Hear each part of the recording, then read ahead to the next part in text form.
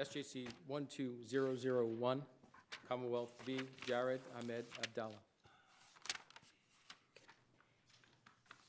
Ms. Blackman, why don't you wait a moment? Strain your enthusiasm for one moment. I can do that. All right, now you may release your enthusiasm. Good afternoon, Your Honors. May it please the Court, Tara Blackman for the Commonwealth. The motion judge in this case erroneously allowed the defendant's motion to suppress the items seized from his backpack. And the reason for that is because this was a proper inventory search. At the time the officers arrested the defendant, he had already walked outside of his hotel room. The backpack was on, or the loose hanging bag, however, was on his person at the time of the arrest. The only reason why it was removed from the defendant's person was because the police officer realized in pad frisking the defendant that he had this loose hanging cloth bag on him, and as a reasonable safety measure, he removed it from the defendant and then re-handcuffed the defendant and transported the bag and the defendant back. Does it make any difference that it was on him at any point? I mean, suppose it was just part of his room. I think that it makes a difference in the sense, I think it makes a difference in the sense that when something is on the defendant, I think it automatically is acknowledged to come with. I think that if they had been in his room at the time, I still think that the bag would have come, and I think even if— Why?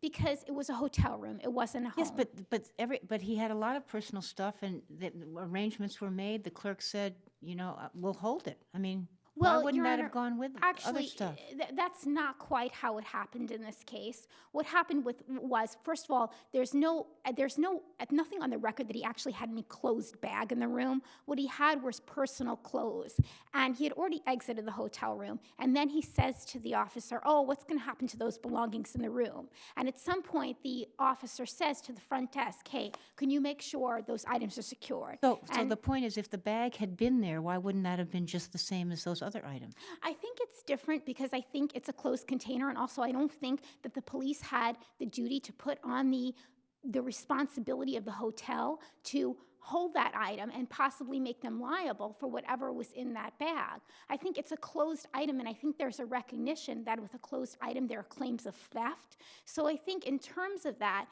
if it was in his home, I do not disagree that, of course, it would have properly been left in the hotel. The room. But in the home. But I think that there is a distinction between the home and a hotel room, just like there is between the home and any other area. And I think that the circuit courts have repeatedly throughout always recognized, and all of the courts have recognized, that there is a distinction between the home and any other area. Okay, but here the hotel agreed that we'll secure that stuff. If it had been, this is basically a string bag as far as I can tell. It's like a Correct, Your string Honor. backpack.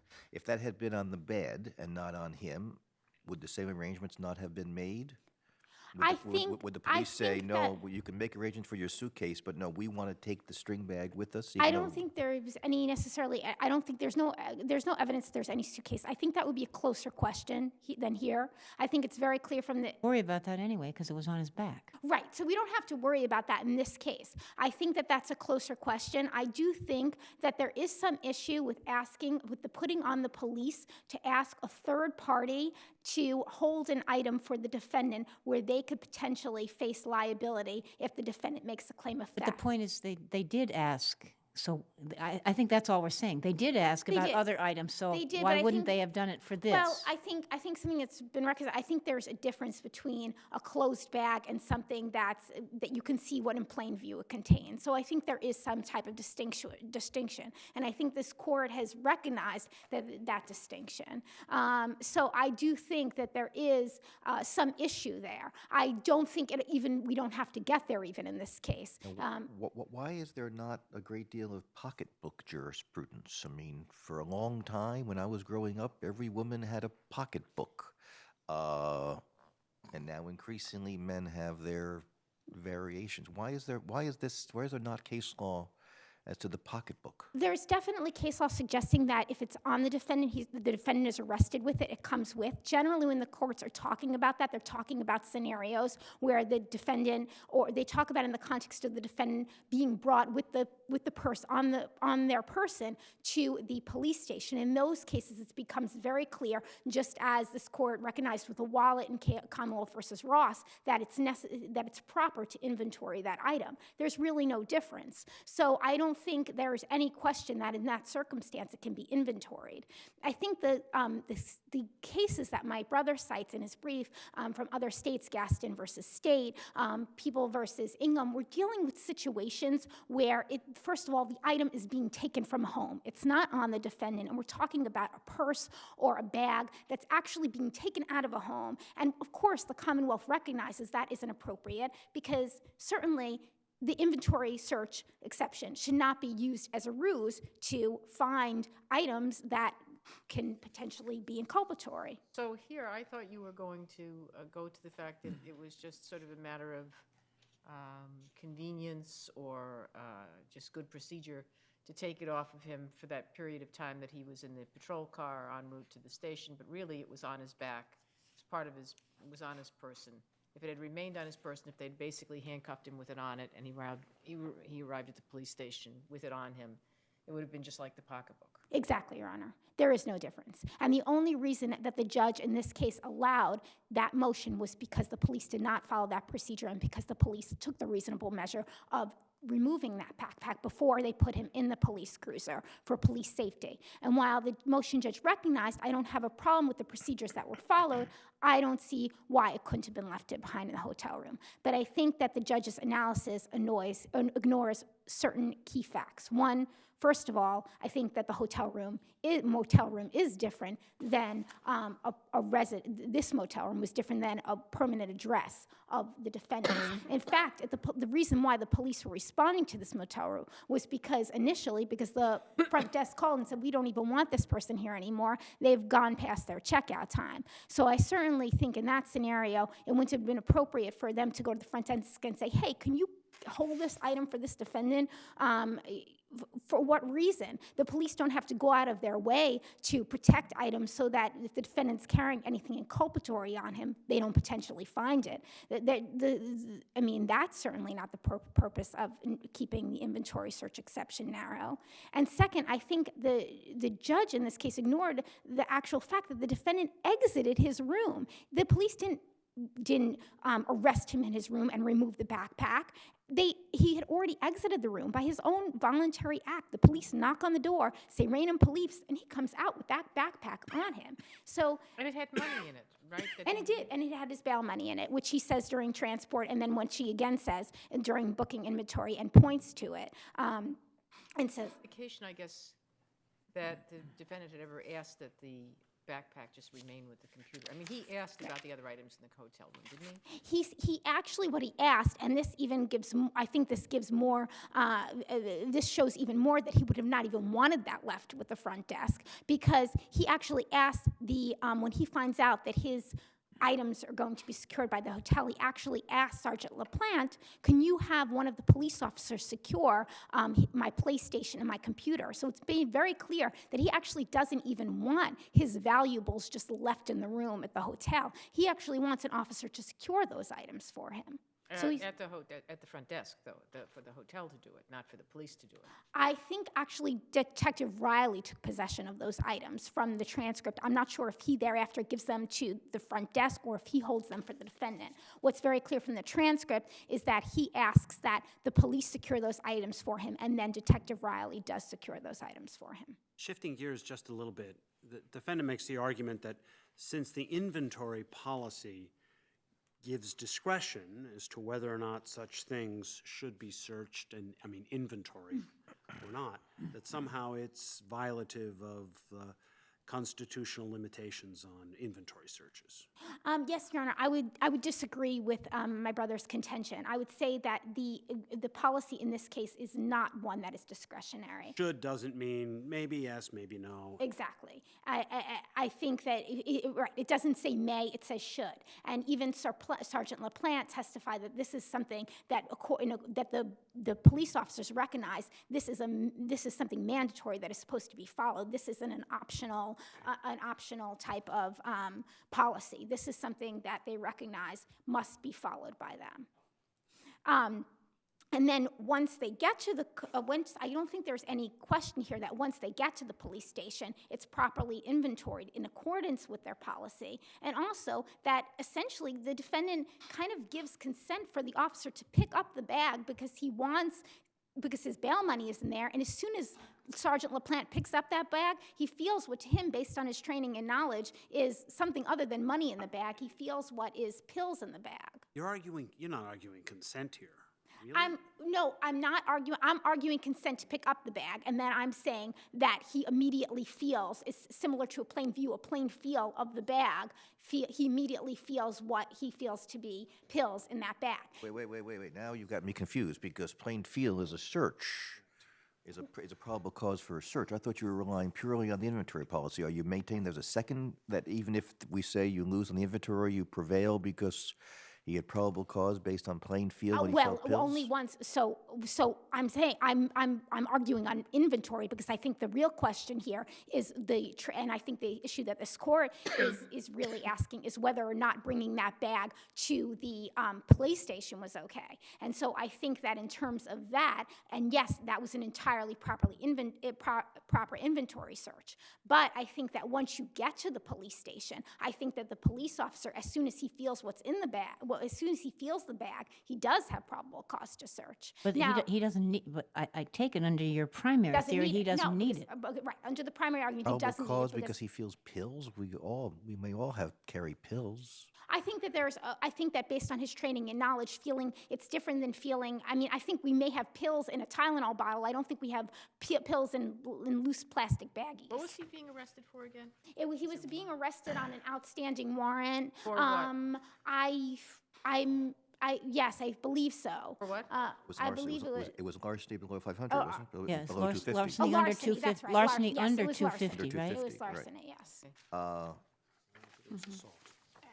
All right, I mean, we do have a case in which somebody was looking at the numbers of pills, and we said, no, that's an investigative search. Does that fit into this case, or is that distinguishable? I think that this wasn't an investigative search, because the officers plainly were going to inventory this, and Sergeant LaPlante said this was done in accordance with the inventory search policy. I am just saying that the defendant did at the police station. This is more indication that he didn't want it left behind, and also he did give consent to Sergeant LaPlante to pick up that bag. And in terms of knowing that there was no prescription for the Percocet? I mean, I think that it doesn't have to be. We're looking at probable cause. We're not looking at, yes, there could be other reasons why somebody has that in the bag, and I don't think that this is what. I'm not saying that was the reason that Sergeant LaPlante searched the bag. He made it very clear that it was done in accordance with the inventory policy. I understand your position that the bag was brought, essentially was analogous to a pocketbook, and that you open it and then you can inventory it. Yes. But is there a limit to the scope of the inventory search? Because we do have the case, which either Justice Cowan or me wrote, which was a case in which somebody actually looked to the number on the pill to identify what it was, and then said, aha, that is now a controlled substance, and I'm going to arrest you. And the argument was, no, that goes beyond the inventory search. Well, yes, and I think that does. I am saying that, right, and I'm not saying that that would have been proper in this case, because that would be similar to a situation like Commonwealth versus Benoit, where the court was where the police were looking for a specific item, and so it was clearly made as an investigative search. Does it make any difference here that there were several hundred pills? I think that the fact what the officer felt, I do think that would have given him. What I'm saying is that would have given him probable cause to. Is there a legal limit on the number of Percocet pills that can be prescribed? I mean, I think that ordinarily when Percocet pills are prescribed, I don't think they're generally But you don't prescribed. know. But I don't know I don't know if there's actually a legal limit to what can be prescribed by a doctor. So, no. I do think, though, that if a person's walking around with, what you can feel in your bag to be tons of pills, I do think that that would be probable cause for a search. I'm not saying, however, that the officer doing it as an inventory search would have had a basis. If it wasn't, looking at an inventory search, police just solely on the inventory search basis, the police had every right to look, as part of their policy, to look through the entirety of the bag.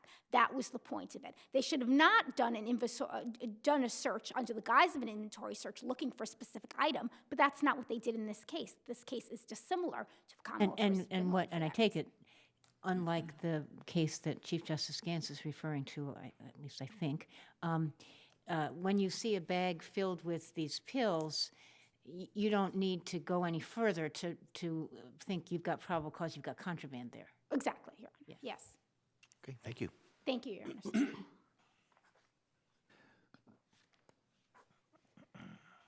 Morning, Your Honors. Good morning, Mr. Michael Rich. Fellows for Jared Abdallah. I guess I'm not sure why we're arguing probable cause, because the judge below specifically found that there was no probable cause to search this bag. The question was whether it was appropriate for the police to bring the bag back to the station in the first and now place. as to that, would you have an argument at all if the police had simply left him wearing the backpack during the handcuffing and transport? I mean, he gets to the police station, he's still wearing the bag. Isn't that just like a purse or a pocket on a coat that they're going to do an inventory search of? It's part of what he was basically wearing. Well, the problem that I have with it, even if it was on his back, is Chapter 276, Section 1, which allows the police permission to search for the instrumentalities of the crime for which the person is being arrested. So you're saying the bag shouldn't have been opened at all, even if he'd been wearing it the whole time, or if somebody brings a pocketbook, is wearing a pocketbook? If somebody is wearing a pocketbook and Right, and they're somebody's brought wearing into the just a station, male pocketbook, basically. then And so he's wearing it. Let's say he's wearing it the whole time. He gets to the police station. They're keeping him. So they're going to take what he's got, including his, he's wearing a winter coat and it's got stuff in the pockets and so forth. You're saying they don't even get to look inside the pockets? no, I think if they bring it to the station with legitimate purpose, then they have a right to because inventory. he was wearing it. That's the legitimate purpose. And Lefebvre says that in order to have a proper inventory search, it presupposes that the police have a valid reason for having the property. Okay, so your argument completely turns, answer to Justice Lang's question. If they hadn't taken it off at all, he comes out of his room, it's on his back, they handcuff him, they put him in the car, they take him to the station, there he is, it's still on his back. You would have a problem or you wouldn't have a problem? Well, in this case, I would have a problem still because there is a third-party bailee that has said that they will take his personal property. But and he this item is not hasn't asked to associated take it off his back. whatsoever with the cause of his arrest. But that isn't what happened. What happened was that the police took off the backpack, gave it to another police officer, and took it to the cruiser. Where did they take it off? Where did they take it off? Took it off outside of his room. He They was hand- ordered they- out of his room. They handcuffed him. They ordered him out of his room, told him to drop the phone. He followed orders, did what he was told to do, put him in handcuffs, saw the backpack, took the backpack off, handed it to But they another person. unhandcuffed him before they took off the Yes. backpack. And handed the backpack to another officer, and then handcuffed him again and took him to the station. The officer told him, the rest of your stuff will be put, we'll have the front desk take it. And he specifically asked about his PS4 and I think a computer, because those items obviously were expensive. He didn't ask about his clothes or anything else. And I think it was clear to him that they weren't going to not let him bring the bag back to the station. I think that the inference that he wanted it to be brought back for the bail money, knowing that there was that much Percocet in the bag, doesn't make a whole lot of sense. But what cases in other jurisdictions have said is that if there is, the police are justified in seizing of an object if it cannot be safely left at the scene. And in this case, everything else was safely left at the scene. So the need for the inventory search as we all know, is to protect the police from claims of theft and to protect the person's property. So if they just left the bag there,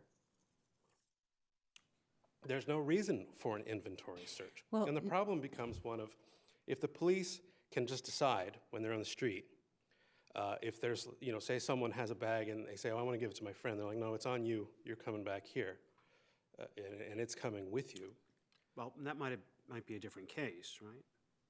But what if Different, but- the taking it off the back had actually occurred not right outside his room before they've left the motel, but they've walked out of the motel. They're now at the door of the cruiser, and it's, the issue is that it's going to be hard to sit with this bag behind you. So the officer says, "Here, let me take that off you," and then he puts the bag in the front seat with him. Same result? Under these circumstances, and I think this is a very narrow case, that it's going to apply to cases essentially where there's a warrant and where there's the ability of a third person, the willingness of a third person to take the property, or the property is already in a safe place. That the police, at that point, because this bag has no relation whatsoever to the cause of his arrest, have an obligation to leave it there.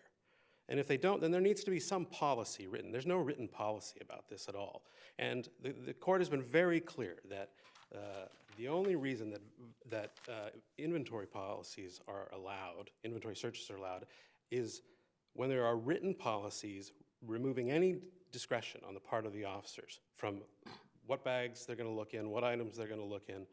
But here you have that discretion being exercised before you get to the station. They get to decide, okay, we're leaving all that stuff behind, but we're taking this bag for the sort of arbitrary reason that he was wearing it. They didn't, I don't believe, took his phone. Perhaps they did, but they left everything else behind. And it had, again, it was a warrant, so there was no relation whatsoever to the crime, to the underlying cause of the arrest. Well, So then you can easily imagine a situation where perhaps the officer knows Abdallah and has some suspicions because he says something that I think is very important. Why did you take the bag? Well, that's what we always do. And I didn't know what was in it. well, So we wanted to look at it. I do see the example people have given of having a pocketbook or purse. If somebody's going to, if I'm in a motel room and I have a purse, and the police say, I've got a warrant for your arrest, come with me, I'm going to take my bag, I think. But let's assume I do take my bag, because I usually do. Why shouldn't they be able to Well, if do an you inventory? voluntarily pick up the bag, Well, he had it on his but back. in People v. Ingram, that's exactly what happened. The woman left her purse on the floor and the police picked up the Okay. bag and brought it with them. But if it's on his, so you would agree, if it had stayed on his back, you wouldn't have a problem here? I would have a problem because someone offered to take the property, and it's not connected to the crime for which he was arrested. So the But I would pocketbook have should less, go too I under would those have a harder argument, I think. So the woman who is arrested brings her pocketbook with her. You're saying that if somebody at the hotel says, well, I'll watch all your stuff, that the police have an obligation to say, okay, give over the pocketbook and you're going to leave that Not if she behind? voluntarily brings it with her. Well, he did. He didn't. The police brought it with him. He didn't say anything about it. He didn't say, I can't, don't bring that. But Did they I don't give think it he back felt to like he him? had the right to do that because the police were sitting there holding the bag, The taking police it held the down. bag the whole time? Yes, Well, okay, I yes. guess. They didn't give it back to him and say, what do you want to do with this? They're certainly not going to give it back to him in the police cruiser. They have no idea what's in there. Could be a gun, could be anything in there. Right, but if There's a that was the safety case, issue. then they could search anybody's bags at any time. No, but I'm just saying the reason they wouldn't have given it back to him in the cruiser is Oh, yeah, because yeah. Might have taken the I pocketbook. I unless they understand that. searched it. I understand that. And the judge found specifically that there was no connection to his arrest and that the bag posed no danger to them. So there was no Well, the reason only for reason them. they found, the only way you could find that out is to see if there's a weapon in the bag, which they didn't do. Yeah, but your point is, since this is all happening in the motel and they're leaving everything else, once they take it off his back, they could very well leave that too. Yes. And I think that that cases in other states have shown that when the police create the need to have the item in the station to inventory it, that eviscerates.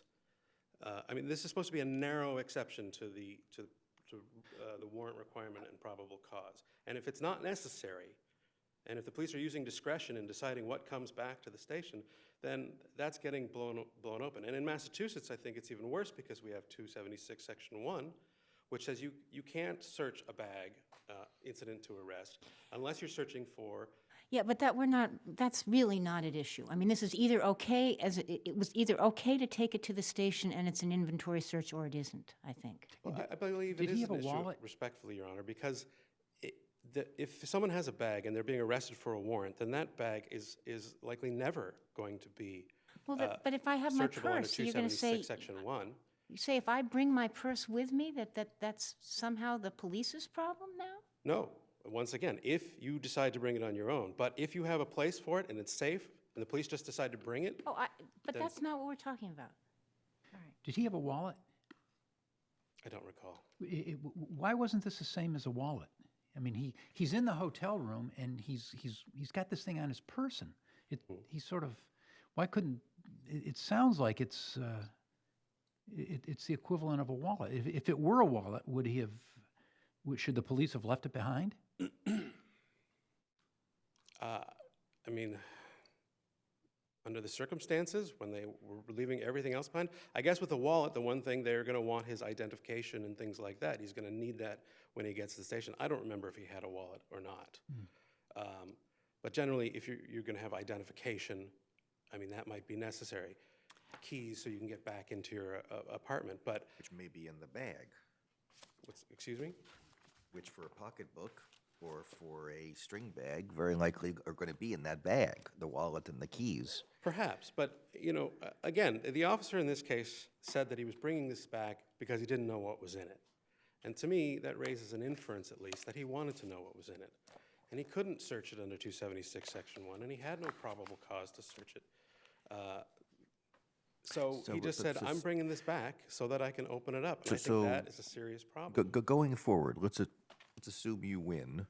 What is the rule that's to guide police officers in these circumstances? You arrest somebody who has a pocketbook or a backpack or even a wallet. You're going to arrest them. It's on a warrant, so there's no reason to think there's search incident to arrest. So what are they supposed to do? I believe that if, in the narrow circumstances when there is a safe place to leave the item or a third-party bailee who is willing to accept the item, then the police have to leave it. They're not allowed to bring it back and search it just because they happen to find it on the person. So the police are to say, as they're walking out with the person having a wallet or having a pocketbook, do you wish to leave that here? Well, if they're in somebody's house, it's a safe place, yes. But in this case, they had somebody who had already indicated. Not already. I mean, didn't they ask him afterwards? They did. They asked him if they could leave his items there. So if they asked him if he could leave the items there, why couldn't they just leave all of his items? So the police essentially have to say, do you wish to leave things on your person here? I believe that would be the best case scenario. I think another scenario would be that there has to be some written policy that prevents discretion on the part of the police from deciding when they're going to bring something back and when they're not. Because again, I can easily imagine a case where somebody else is being arrested and they just say, well, just leave that here. There's nothing that mandated that he bring the backpack back. That's just what they do. And he wanted to look in the bag. And there's an indication that these two know each other. So that perhaps he suspected there was something there, which raises an inference of an investigatory search. So let me ask you about this written policy that you think, what would the written policy say, that in these circumstances the police should take anything that's on the person with them to the police station and that would make it okay? If there is no safe place to leave an object, then... Well, suppose there is. Then it should be left. Person. No, it's on his, you're saying that the policy has to be, the police have to determine if there's a safe place to leave it? Well, let's say the person's in their home. Should they Do the police have to ask the person in the home, do you have your wallet on you? Do you want to leave it here? Is that what you're suggesting? Yeah. I was trying to think of every possible scenario for this case. And really, I think the case, the argument I'm making applies very narrowly to this case. And I'm sure there are a million scenarios that one could think of. But I think that there is too much discretion being allowed here. There has to be something, and I don't know exactly what the statement would be, but that the police cannot simply decide when to bring items But of an you're arrestee back to the police station when there are alternative means to store But you're asking those. us to articulate a written policy, and you can't have a written policy for every conceivable individual separate situation. It's got to be a policy that covers the great majority of situations.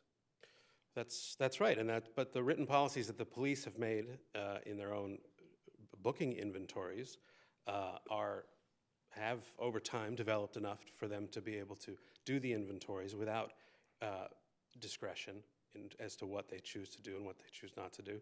And I think then the policies, at very least, the policies need to reach out to what is it that you can bring back and why and when, so that they remove that discretion. Because you have no discretion in the police station, you have it out in the field, and in my view, it simply undermines the purposes of the inventory. I have a quick last question, just it's factual, but maybe it will illuminate something. So he was talking on the phone when the police came, and I don't see anything in the record that he still had the phone when he was at the police station.